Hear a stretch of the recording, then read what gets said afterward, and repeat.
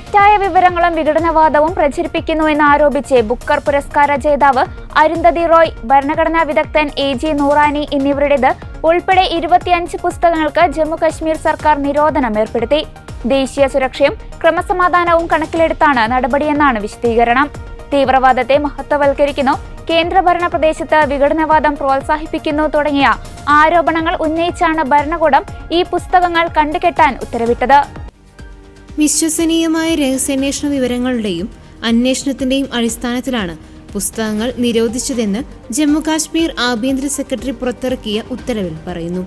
AG Noorani, Arundhati Roy, Victoria Schofield, Sumantra Bose, Christopher Snedden എന്നിവരാണ് നിരോധിക്കപ്പെട്ട പുസ്തകങ്ങളുടെ രചയിതാക്കളിൽ ചിലർ.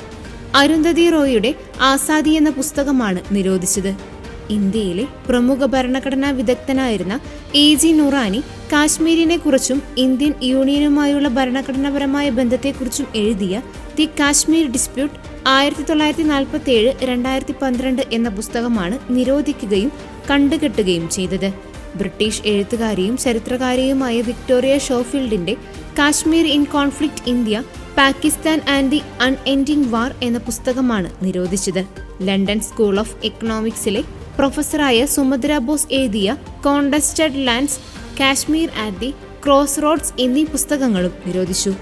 ഭാരതീയ നാഗരിക് സുരക്ഷാ സംഹിതയിലെ 98 വകുപ്പ് പ്രകാരമാണ് പുസ്തകങ്ങൾ നിരോധിച്ചത്. ഈ പുസ്തകങ്ങൾ ചരിത്രത്തെ വളച്ചൊടിച്ചും അക്രമങ്ങളെ പ്രോത്സാഹിപ്പിച്ചും യുവത്വത്തെ തീവ്ര നിലപാടുകളിലേക്ക് നയിക്കുന്നതിൽ നിർണായക പങ്കുവഹിക്കുന്നുവെന്ന് വിവിധ അന്വേഷണങ്ങളിൽ നിന്നും ഇന്റലിജൻസ് വിവരങ്ങളിൽ നിന്നും വ്യക്തമാകുന്നുവെന്നും ആഭ്യന്തര വകുപ്പ് പുറത്തിറക്കിയ ഉത്തരവിൽ പറയുന്നു. ഭാരതീയ ന്യായ സംഹിതയിലെ വകുപ്പ് 98 പ്രകാരം ഈ പുസ്തകങ്ങൾ കണ്ടുകെട്ടുന്നതായും ഉത്തരവിൽ വ്യക്തമാക്കി.